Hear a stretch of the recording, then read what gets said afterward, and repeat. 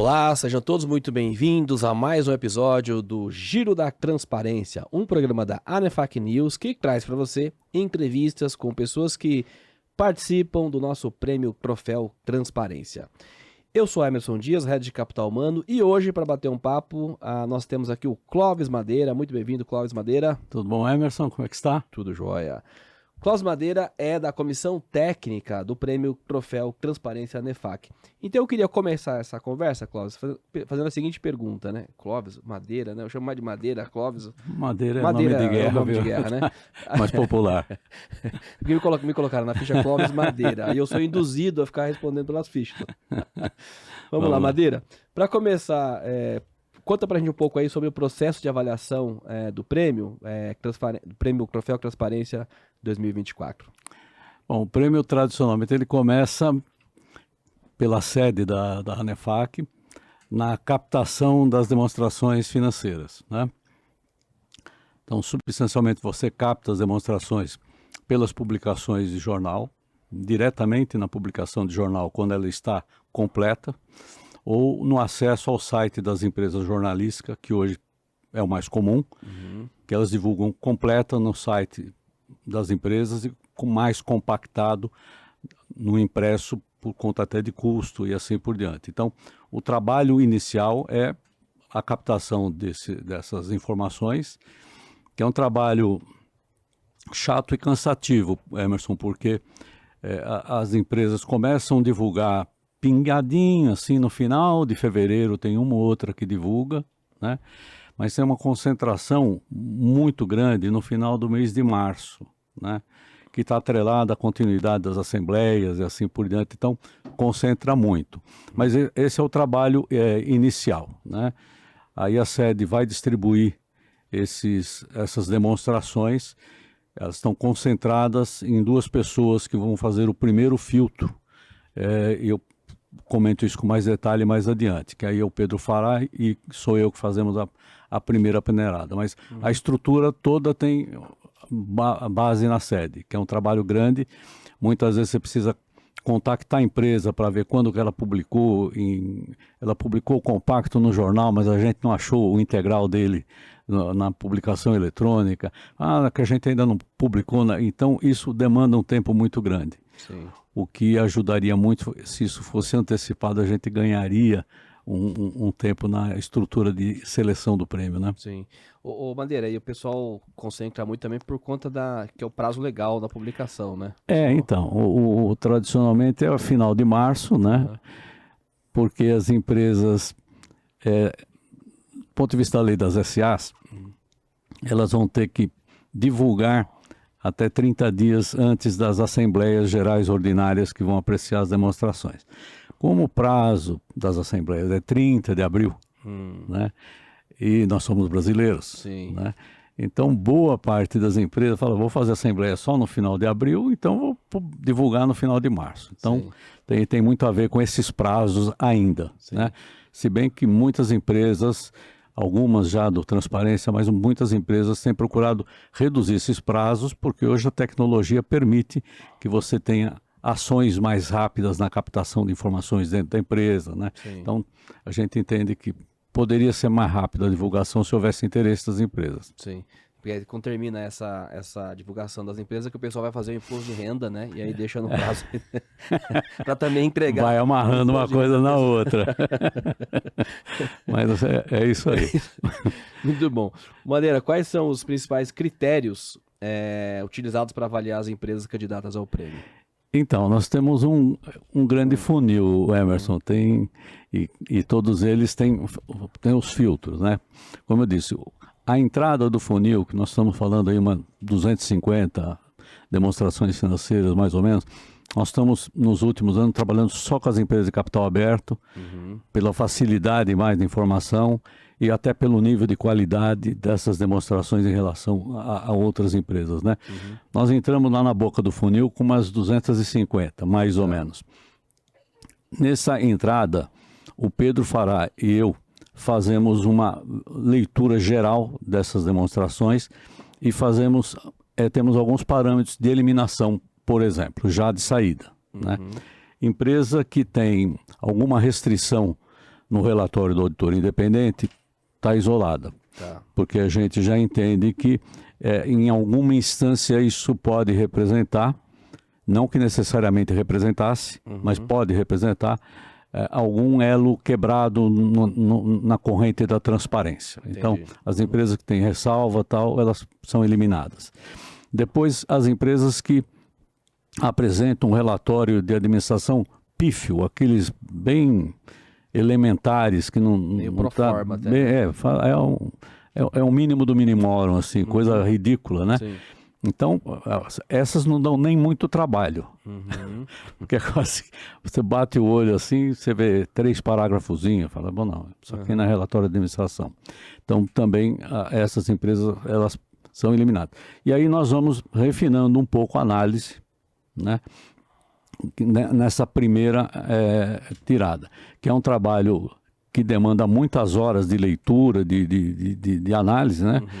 Mas a gente concentra, até porque nós dois trabalhamos juntos e temos mais ou menos conceitos parecidos, né? Então é bem mais uniforme o julgamento aí, e nós sabemos exatamente separar o joio do trigo aí, tá certo? O joio vai tudo embora, certo. Tá? Quando a gente termina esse processo, nós temos vinculado à minha atuação na área técnica, nós temos um comitê técnico, que são 10 profissionais, praticamente todos eles ligados à universidade ou à atividade profissional ligada ao trabalho de contabilidade e consultoria, que vão fazer um filtro mais detalhado, mas sem olhar todos os componentes das demonstrações, para a gente, numa segunda análise, né, eliminar também empresas que esqueceram de colocar aspectos importantes no relatório da administração, não tem um bom cruzamento das demonstrações com o relatório. Então, esse é um segundo filtro, né? Esse segundo filtro vai baixar essas 250 iniciais aí, mais ou menos em torno de umas 100, 95 a 100, 105 empresas. Essa tem sido a média que a gente tem obtido nesses últimos 3 anos que esse formato entrou em operação. Sim. Ou seja, metade...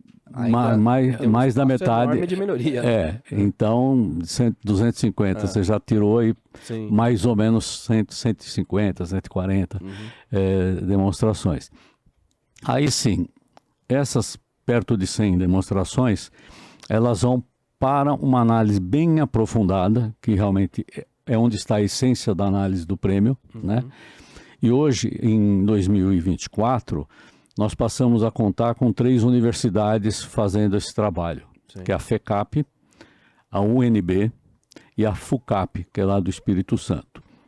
Cada uma dessas universidades utiliza o seu time da área contábil, quase todos eles, eu diria que mais de 90% nas 3 universidades, são doutores em contabilidade. Bacana. Então vamos dizer, é um time de luxo. Sim, sem dúvida, que vai fazer esse trabalho de análise.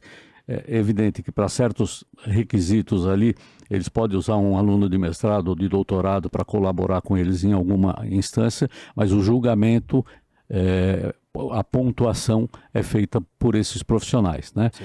Então, essas 3 universidades vão analisar individualmente cada uma das demonstrações. Nós desenvolvemos, 2022 para cá, um questionário gigantesco. Eu não sei exatamente quantas questões tem, mas deve ter perto de umas 200, né? Bem analítico, e cada questão tem um ponto atribuído, né?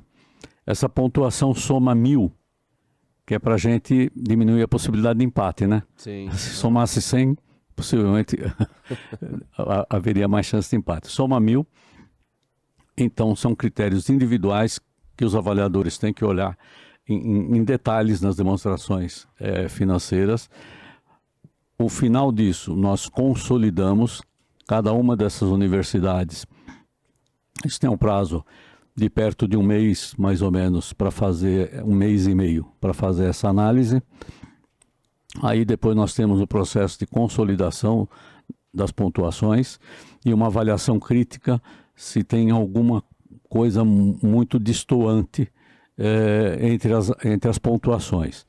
Não temos observado isso. Realmente acho que até pelo nível dos avaliadores, os critérios e a quantidade de questões analíticas que temos, né?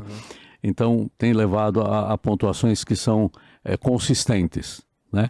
Então esse é o processo que eu diria que é o core do prêmio do ponto de vista analítico, né? Porque o trabalho dessas equipes das universidades vai bem a fundo nas demonstrações, não procurando erros, tá?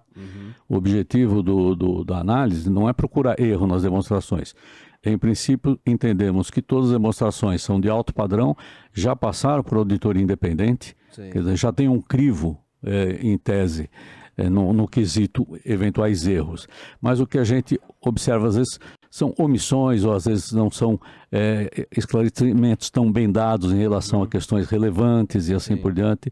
E aí o avaliador julga se aquela questão vale 5 pontos, se ele vai dar 4, se ele vai dar 3 ou se ele vai dar 5 e assim por diante. Então, independentemente desse esforço que a ANEFAC fez de criar um critério mais analítico possível para que a gente tendesse ao mais justo possível, esse é sempre o grande objetivo. Justo é uma palavra muito forte, né?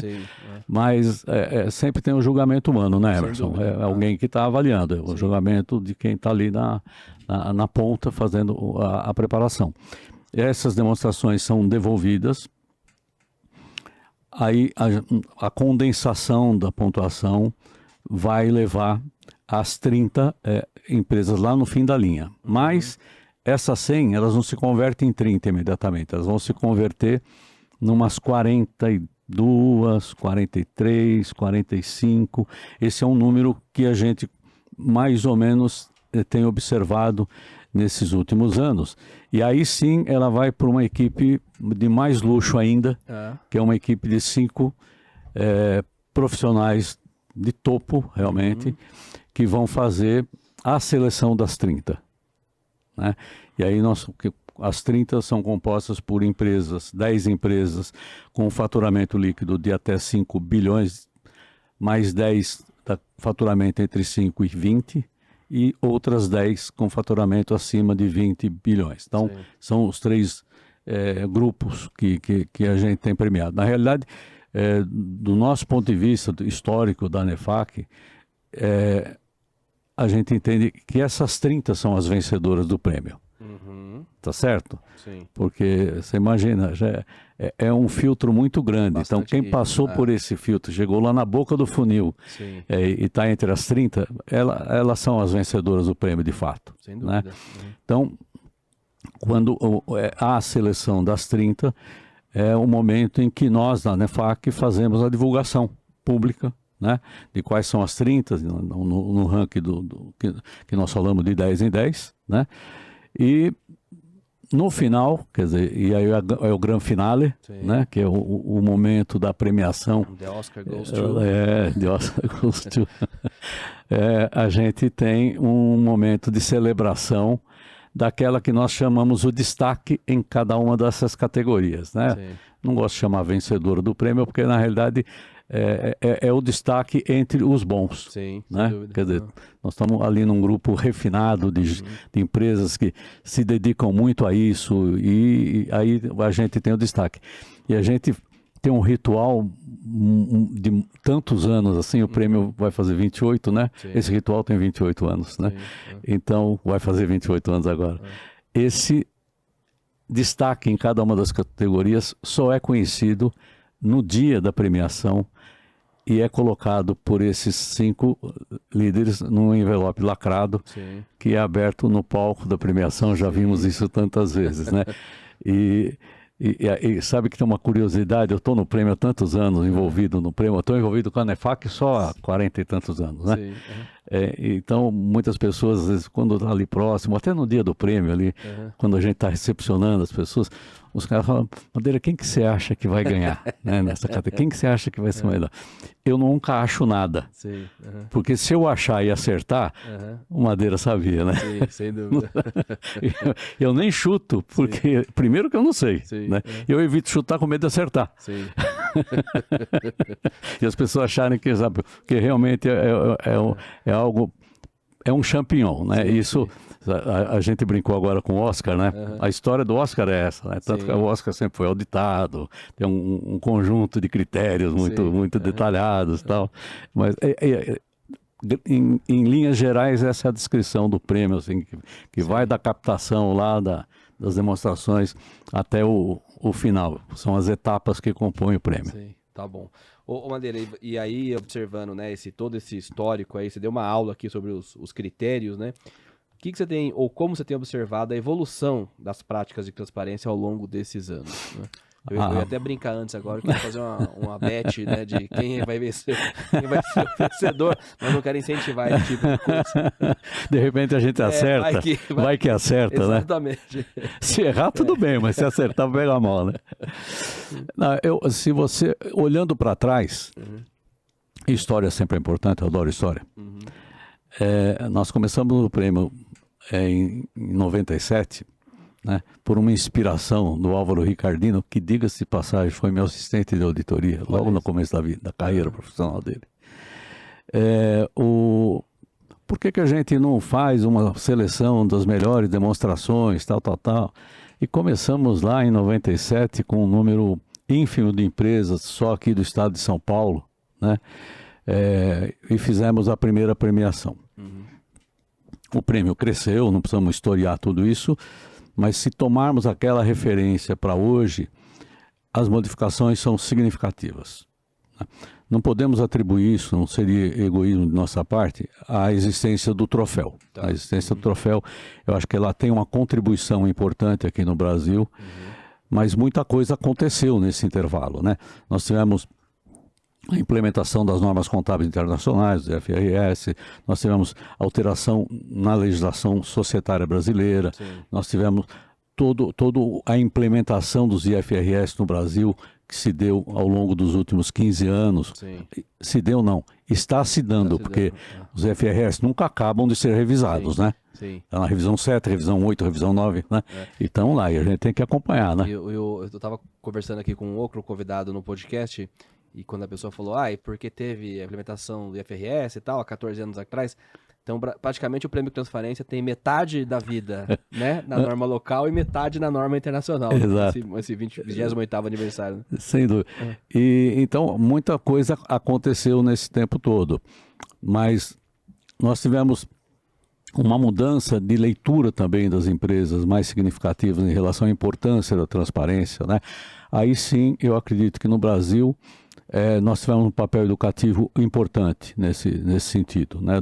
Valorizar a importância, o que isso representa para o mercado. Então, acho que esse trabalho, eu acho que é uma parcelinha nós temos aí. Sim. E tem a curiosidade, né? Até um pouco antes de 2010, né? De 2010 para cá, está havendo uma homogeneização das demonstrações. Sim. Né? Estão ficando até muito parecidas. Sim. Né? Tem um pouco a ver com os benchmarks que as empresas estão fazendo. Sim. Tem um pouco a ver com o papel dos auditores independentes, que também tem uma força muito grande no contexto do conteúdo das demonstrações, né? Mas você tem aí uma leitura para trás interessante. Lá nos anos 2002, 2003, 2004, 2005, a gente sabe de empresas grandes, né? Que já davam uma importância bem grande para o nosso prêmio, mas não tinham ganho o nosso prêmio, não tinham entrado, que chegaram a contratar consultorias na hora de elaborar as DFs com o propósito de conseguir entrar no prêmio, né? Quer dizer, isso é bem legal. Sim. E bem legal ainda eles terem divulgado que fizeram isso. Olha, nós estamos aqui porque esse ano a gente fez isso. Então, eu acho que tem um papel e tem uma mudança significativa, um pedaço dela acho que pode colocar na nossa conta. Sem dúvida nenhuma. Madeira, e assim, você falou da empresa até contratar um consultor para querer o prêmio e tal. Como é que você vê a repercussão do prêmio no mercado, de forma geral, assim? Eu acho que hoje é uma marca, né? O Troféu Transparência é uma marca. As empresas foram valorizando gradativamente esse prêmio, passando essa valorização para o seu time, né? A gente vê o orgulho do time dessas empresas, né?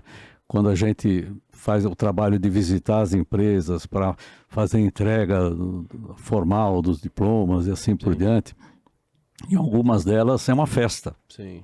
Né? É uma festa, quer dizer, reúne lá 20, 30 membros das áreas, porque também a implementação dos IFRS deram uma outra conotação às demonstrações financeiras, né? Sim.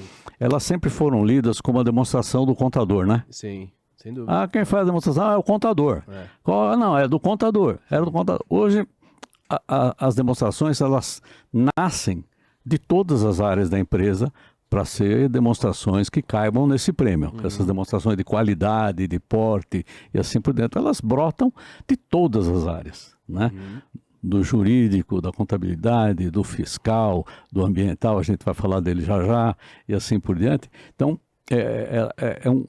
uma grande equipe que acaba participando para consolidar essas informações e termos uma boa apresentação, ter um bom conteúdo, né? Então, a gente vê na entrega, nessas visitas, é uma festa, né? Então, por quê? Porque isso está introjetado na equipe, né? Quer dizer, a importância do reconhecimento da empresa para o mercado e assim, e particularmente falamos aqui no mercado de empresas que estão no mercado de capitais, né? Então, mais ainda. Sem dúvida. Madeira, caminhando aqui para os finalmente da nossa conversa, né? Você falou aí... Eu tenho mais 2 horas ainda para continuar falando. Tá bom. Vamos, aqui só para como é que o pessoal faz nos podcasts, para os que estão inscritos, né, vai ter uma parte depois de 2 horas de comentação. Tô brincando. Você falou da evolução do prêmio, que tem ficado cada vez até mais difícil, porque tem uma homogeneização, né, das demonstrações. E eu brinquei esses dias que vai precisar de um photo finish para poder né, separar ali quem realmente chegou em primeiro e tal.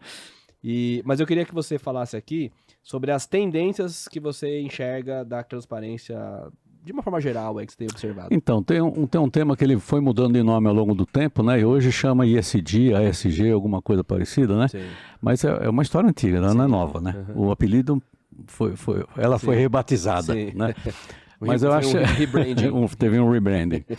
Mas eu acho que a tendência é as empresas, embora possam ter, muitas delas têm, né, relatórios específicos sobre sustentabilidade, atividades sociais, ambientais e tal, há uma tendência de tratar esse tema melhor já no escopo das próprias demonstrações financeiras. Nós temos hoje várias empresas que já dão uma importância bastante grande disso no relatório de administração, com detalhes das políticas que estão sendo adotadas, das que estarão sendo adotadas nos próximos exercícios. Então, eu acho que, tomando esses últimos anos aqui, eu acho que a grande tendência é abordar com mais carinho, né, essa temática, né? É uma temática importante, complexa, né? E que ainda nós estamos bem distantes, né, de atingir um nível de qualidade de informação boa. Há uma preocupação boa, né? Tem o greenwash que atrapalha um pouquinho, que fala que faz, mas não faz, né? Tem gente que gasta mais na divulgação de que faz do que o que fez, do que gastou para fazer, né? Então, vamos lá. Mas aumentou uma consciência, eu acho que essa é uma tendência que está se desenhando. Tá bom. Tratar esse tema com mais profundidade. Bacana. Muito bem. Madeira, prazer ter ouvido você aqui. Eu queria que você deixasse aí uma mensagem final para quem está nos escutando. Olha, Emerson, obrigado pela oportunidade de estar aqui com você. É sempre bom falar disso, é um assunto que me agrada muito, né? Eu acho que temos que continuar trabalhando para sempre melhorar o conceito de transparência. Eu gostaria que a gente pudesse ampliá-lo para um leque maior de empresas. Sim. Né? Em um passado meio distante já, a gente conseguiu até localizar uma ou outra empresa limitada, que chegou até a ganhar o troféu Transparência, mas a gente tem observado hoje uma distância muito grande na qualidade das demonstrações, mesmo entre as SAs de capital aberto. Quando a gente fala que baixou do 250 no início do funil para 30 agora, essas 30 são incomparáveis em relação àquelas que saíram na primeira leva. Então ainda tem um espaço de crescimento muito grande. Eu gostaria que as empresas se desafiassem a fazer isso melhor, né? E mais rapidinho para ajudar a gente aqui, né? Basicamente é isso. Obrigado pela chance aqui. Eu que agradeço, Madeira. Fica aí o recado, hein? Ó. Tem um monte de espaço para empresas de capital fechado, né? Por que não? Né? Publicar suas demonstrações e pegar essa, né, bandeira da transparência também, que é tão importante. Bom, agradeço a sua audiência, agradeço, Madeira, o papo aqui super agradável, aprendi aqui bastante sobre a história do prêmio também, que é sempre relevante, não é? E fica o convite para você assistir os outros episódios também no nosso Giro da Transparência aqui do Troféu Transparência ANEFAC, que está em certos episódios contando a história, em certos episódios falando os critérios, em certos episódios falando das experiências das empresas. E em todo episódio tem um aprendizado para você que defende a bandeira da transparência, como nós aqui na ANEFAC. Bom, esse foi mais um episódio do Giro ANEFAC, do Giro Transparência, do Prêmio Troféu Transparência ANEFAC, e eu volto em breve com mais um episódio. Por enquanto, agradeço a sua atenção e até a próxima.